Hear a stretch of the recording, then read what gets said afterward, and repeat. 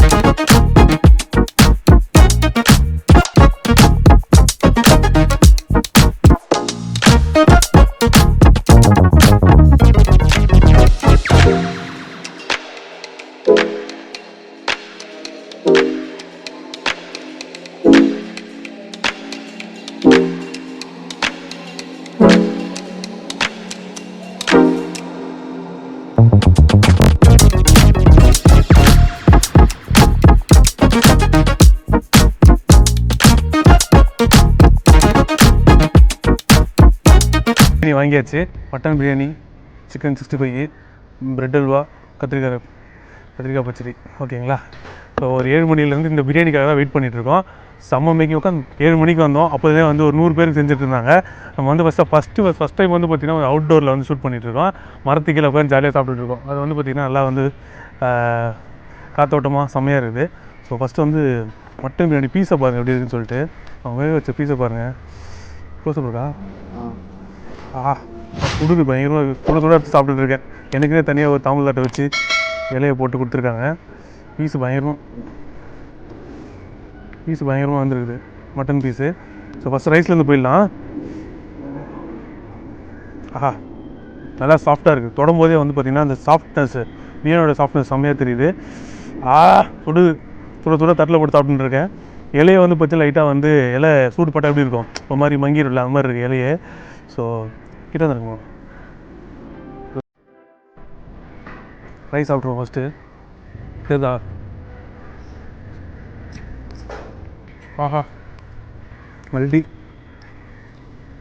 அவ்வளோ பர்ஃபெக்டான ஒரு மட்டனோட ஸ்மெல் இறங்கின ஒரு பிரியாணி. சூப்பராக இருக்குது. எப்பவுமே வந்து பார்த்திங்கன்னா நான் வந்து பீஸா தான் ஜூஸியாக இருக்குன்னு சொல்லுவேன். உங்கள் பிரியாணி செம்ம ஜூஸியாக இருக்குது. செம்ம ஜூஸியான ஒரு பிரியாணி. இங்கே பாருங்க, பார்த்தாவே தெரியும். தொடங்கும்போது சாஃப்டாக செம்ம ஜூஸியாக இருக்குது பிரியாணி. ரைஸும் செம்மையான ரைஸு யூஸ் பண்ணி பாஸ்மதி ரைஸ் யூஸ் பண்ணியிருக்காங்க. சூடு தான் தாங்க முடியல, செம்ம சூடு.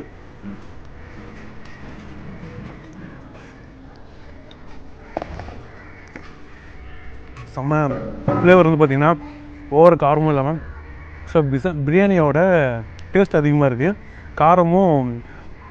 காரம் கம்மியாக இருக்குது, டேஸ்ட்டு தான் அதிகமாக இருக்குது. ஓகேங்களா? ஸோ இது வந்து சாப்பிட்டுட்டே இருக்கலாம் அந்த மாதிரி ஒரு பிரியாணி. மட்டனோட அரோமா வந்து பிரியாணியில் பயங்கரமாக இறங்கியிருக்கு.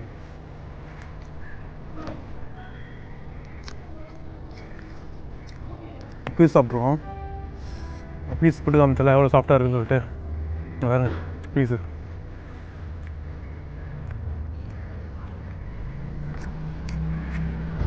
இவங்க கூடும்போது சொன்னாங்க, நான் வந்து பார்த்திங்கன்னா வெள்ளாட்டு கறி தான் போடுவோம் அப்படின்னு சொல்லிட்டு.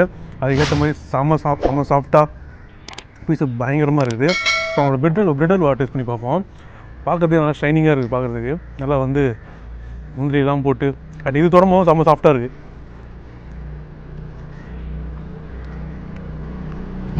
ரிச்சாக இருக்குது பிரெட் அல்வா, பயங்கர ரிச்சு.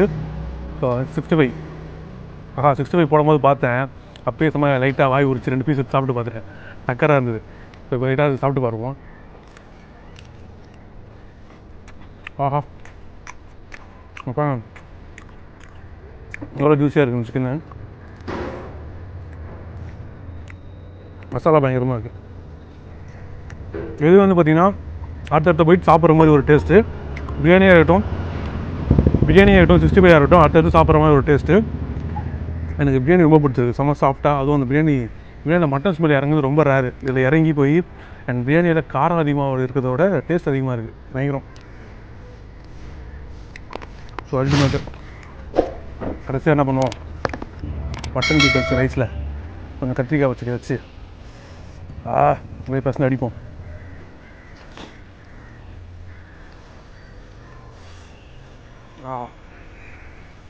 சீரியஸாக 3மே செம்மையாக இருக்குது போது.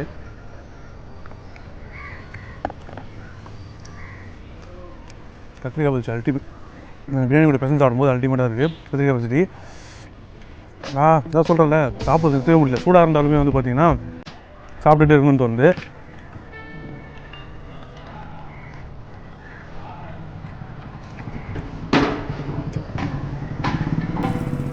ஓவராலாக பிரியாணி அல்டிமேட்டாக இருக்குது. அண்ட் இப்போ கேட்ரிங் ஏகே கேட்ரிங் ஓகேங்களா. அவங்க கேட்ரிங் வந்து பார்த்திங்கன்னா கீழே டிஸ்கிரிப்ஷன் நம்பர் இருக்குது.